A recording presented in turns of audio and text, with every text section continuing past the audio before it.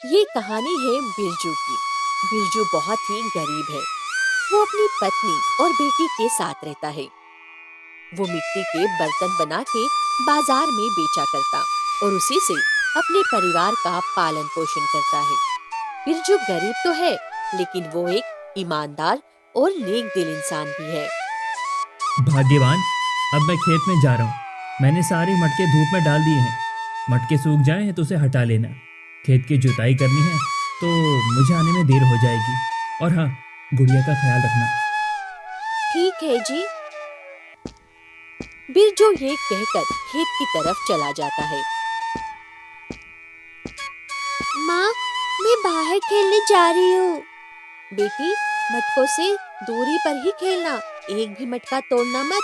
कल ही इन मटकों को पापा बाजार में ले जाएंगे। ठीक है माँ।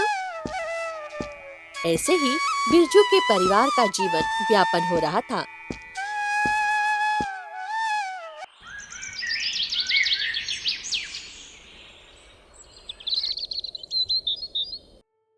एक दिन सुबह सुबह सेठ धनीराम बिरजू के घर आता है। बिरजू, अरे ओ बिरजू, बाहर आओ। कहाँ पर छुपे बैठे हो? आखिर इतनी सुबह सुबह कौन आ गया है भाग्यवान? पता नहीं जी, इतनी सुबह सुबह कौन हो सकता है। आवाज सुनकर बिरजू घर के बाहर आता है। अरे सेठ जी, आप इतनी सुबह, कोई काम था क्या? अरे मुझे क्या काम होगा तुमसे? अभी तक तुमने पैसे नहीं दिए। पैसे क्या, अभी तक ब्याज भी नहीं दिया है तुमने। सेठ जी, आपके पैसे मैं जल्द ही लौटा दूंगा। बस मुझे कुछ और समय चाहिए। आप मुझे 1 हफ्ते का समय दे दीजिए, बस मैं आपके सारे पैसे दे दूंगा। तुम 2 महीने से यही कह रहे हो 1 हफ्ते में दे दूंगा, 10 दिन में दे दूंगा। मुझे लगता है तुम्हें उधार देकर ही मैंने गलती कर दी है। तुम मेरा पैसा वापस करना चाहते हो या नहीं? नहीं नहीं सेठ जी, मैं पक्का आपको अगले हफ्ते पैसे दे दूंगा, मैं वादा करता हूँ। ठीक है, अगर तुम कहते हो तो मैं तुम्हें 1 हफ्ते का समय और देता हूँ, लेकिन अगले हफ्ते पैसे नहीं लौटाए तो तुम्हारा खेत मेरा हो जाएगा। ये कहकर सेठ वहाँ से चला जाता है और बिरजू सोच में पड़ जाता है। हे भगवान, मैंने कह तो दिया कि अगले हफ्ते तक सेठ जी का पैसा लौटा दूंगा, लेकिन अब मैं इतने पैसे लाऊंगा कहाँ से? हार मत मानिए जी, भगवान जो भी करता है अच्छे के लिए करता है। ये सब वहाँ खड़ी बिरजू की बेटी देख रही थी।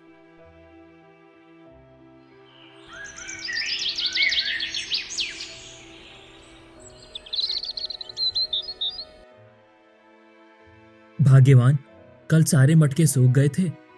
हाँ जी, कल तो सारे मटके सूख गई थी। बिरजू सारे मटके लेकर बाजार में बेचने चला जाता है।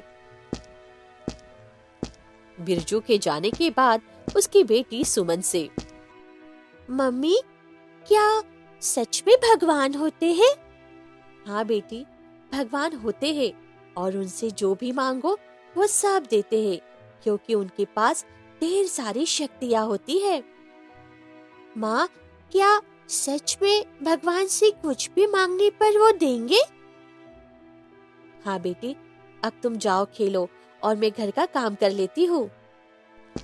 गुड़िया बाहर खेलने के लिए आ जाती है और कहती है, अगर कभी मुझे भगवान मिलेंगे ना, तो मैं उनसे पिताजी के सारे कर्ज चुकाने के लिए कहूंगी। शाम को जब बिरजू घर आता है, अजी आप इतने परेशान क्यों लग रहे हैं? क्या बताऊं भाग्यवान, जीवन में तो बस परेशानी ही परेशानी है। आज एक भी मटका नहीं बिका। भाग्यवान, मैं क्या करूं, मुझे तो कुछ समझ में नहीं आ रहा है। परेशान ना होइए जी, भगवान सब ठीक कर देंगे। क्या ठीक कर देंगे? मुझे तो बस सेठ जी के पैसों की चिंता लगी रहती है। आखिर मैं अगले हफ्ते तक कहां से सेठ के पैसे लौटा पाऊंगा? हे भगवान। अगले दिन सुबह बिरजू खेत में जाता है। वो वहां देखता है कि उसकी फसलें खाद और पानी के बिना मुरझाई पड़ी थी। बिरजू के पास इतने भी पैसे नहीं थे कि खेत की सिंचाई कर सके। हे भगवान, क्या क्या दिन दिखाएगा। मटके नहीं बिक रहे थे तो खेत में फसल तो हो जाती, कम से कम मेरा परिवार भूखा तो नहीं मरता। बिरजू निराश होकर घर लौट आता है। अजी, आपने कुछ खाने का सामान नहीं लाया। गुड़िया ने सुबह से कुछ भी नहीं खाया है, वो सुबह से ही बाहर खेल रही है। कहां से लाऊं भाग्यवान, ना तो मटके बिकते हैं और अभी खेत में जाकर खेत की सारी फसल मुरझा गई है। मैं क्या करूं, मुझे तो कुछ समझ में नहीं आ रहा है। परेशान मत होइए जी, भगवान पर भरोसा रखिए।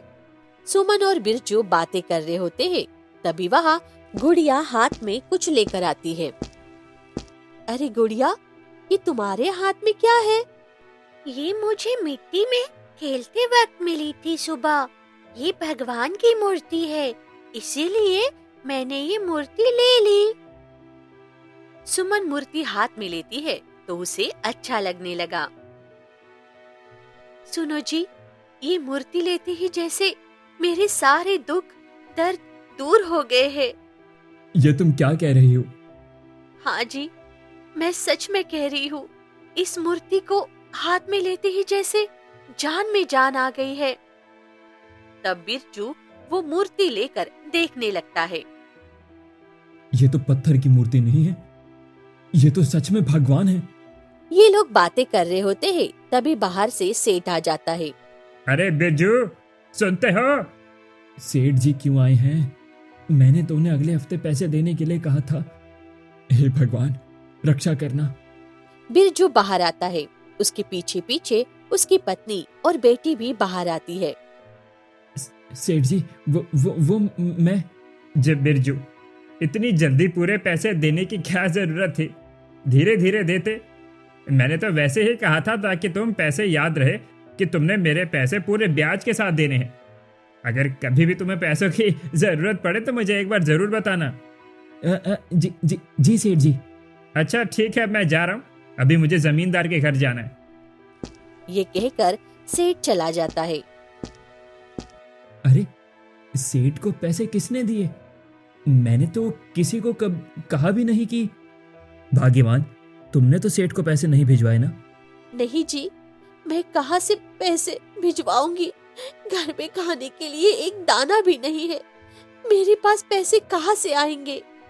ये सब देखकर गुड़िया बोली, पापा, सेठ जी को पैसे भगवान ने दिए हैं। भगवान ने दिए? भगवान ने दिए? किस भगवान ने दिए बेटी? माँ, आपने ही कहा था कि भगवान से जो मांगो वो देते हैं।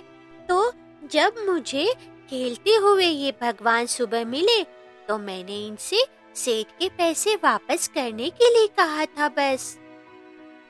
ये सब सुनते ही बिरजू और सुमन को पूरा विश्वास हो गया कि ये कोई साधारण मूर्ति नहीं है, ये स्वयं भगवान का रूप है। भगवान ने हमारी सुन ली।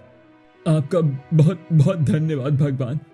बिरजू ने घर में वो मूर्ति साफ करके रखी और रोज बिरजू और उसका परिवार उस मूर्ति की पूजा करने लगा। एक दिन शाम को बिरजू के घर में, अजी, ये टोकरी आज खाली है, पहले तो टोकरी भारी होती थी। हाँ भाग्यवान, भगवान की कृपा से आज तो सारे मटके अच्छे दाम के बिक गए। और आज आते वक्त मैं खेत पर भी गया था। अपनी फसल तो लहला रही है और सबसे अच्छी फसल अपनी ही हुई है। देखते ही देखते बिरजू की गरीबी दूर हो गई और बिरजू गरीबों की बहुत मदद करने लगा। कोई भी भिखारी उसके घर से खाली हाथ नहीं लौटता था। एक दिन, तुम्हारा बहुत बहुत धन्यवाद। भगवान करे तुम्हारा घर ऐसे ही सुखी रहे। तुम जैसे लोग दुनिया में बहुत कम मिलते हैं। अब मैं चलता हूँ। जी बाबा, आप चलिए। अगर कभी किसी चीज की जरूरत पड़े तो एक बार मुझे जरूर बताइएगा। भिखारी वहाँ से चला जाता है और इधर सेठ को चिंता हो रही थी कि बिरजू इतने कम समय में कैसे इतनी तरक्की कर रहा है। जाओ, तुम पता करो आखिर कैसे बिरजू इतना धनवान हो गया। कुछ समय पहले जिसके पास खाने के लिए भी पैसे नहीं थे, वो आज बड़ा दानवीर बन रहा है। जिधर देखो उधर बिरजू ही बिरजू, बिरजू ही बिरजू। आखिर इसके पास इतना धन आ कहां से रहा है? सेठ का आदमी बिरजू के घर जाता है और बात पता करता है।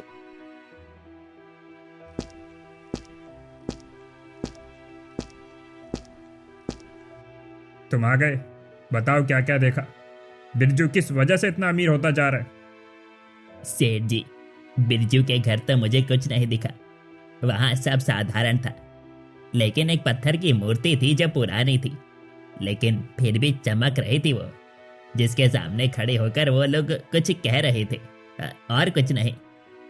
अच्छा, इसका मतलब बिरजू के पास जादुई मूर्ति है। तभी तो मैं कहूं कि ससुरा काहे इतना पैसा जल्दी दे दिया। अब सेठ के मन में लालच आ गया था और सेठ वो मटका चुराना चाहता था। क्यों ना मैं बिरजू की मूर्ति चुरा लूं? अगर वह मूर्ति मेरे पास होगी तो बहुत जल्द मैं इतना अमीर हो जाऊंगा कि आसपास के गांव में भी किसी के पास इतना धन नहीं होगा। ये सोचकर सेठ रात होते ही बिरजू के घर मूर्ति चुराने चला जाता है। रुको लालची मूर्ख सेठ, अगर तुमने मुझे हाथ भी लगाया तो तेरा सब मिट्टी में मिल जाएगा। अरे मूर्ति तो बोलती भी है, हाथ नहीं लगाऊंगा, तुम्हें मैं सीधे अपने घर ले जाऊंगा। मैं बस ईमानदार लोगों की मदद करती हूँ, तुम जैसे लालची और अहंकारी की नहीं। अगर फिर भी तुम बात नहीं मानोगे और मुझे ले जाओगे तो तुम अपना विनाश खुद से करोगे। मुझे बस धन चाहिए जिससे मैं बहुत अमीर हो जाऊं, और कुछ नहीं। सेठ मूर्ति की बात नहीं मानता और अपनी लालच की वजह से मूर्ति चोरी कर कर ले जाता है। अगली सुबह बिरजू और उसकी पत्नी को वहाँ मूर्ति नहीं मिलती।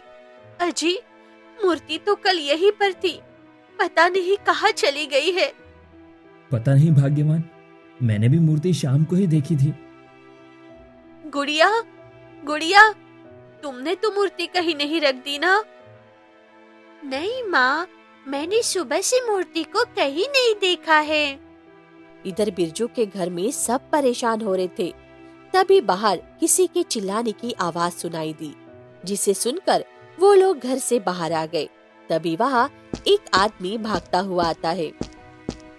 अरे भीषण भैया, क्या हुआ? आप दौड़ क्यों रहे हो? और ये आवाज कैसी? अरे बिरजू, तुम्हें पता नहीं? क्या नहीं पता भैया? अरे बिरजू, पता नहीं कैसे सेठ के खेत और घर दोनों में आग लग गई और सेठ का तो सब जलकर राख हो गया। सेठ तो भैया बर्बाद हो गया, बर्बाद। सेठ के घर और खेत में आग लग गई? पर कैसे? और अभी आग बुझाई कि नहीं? पता नहीं भैया कैसे आग लग गई, पानी डालने पर और तेज जलने लग गई थी। सेठ का तो सब जलकर खाक हो गया भैया। ये कहकर वो आदमी चला जाता है। वैसे ठीक ही हुआ उस सेठ के साथ, दूसरों की मेहनत का खाएगा, पैसा लूटेगा तो और क्या होगा। नहीं भाग्यवान, ऐसा नहीं कहते। भगवान सबको अपने कर्मों का फल देता है। तभी वहाँ सेठ रोते हुए आता है।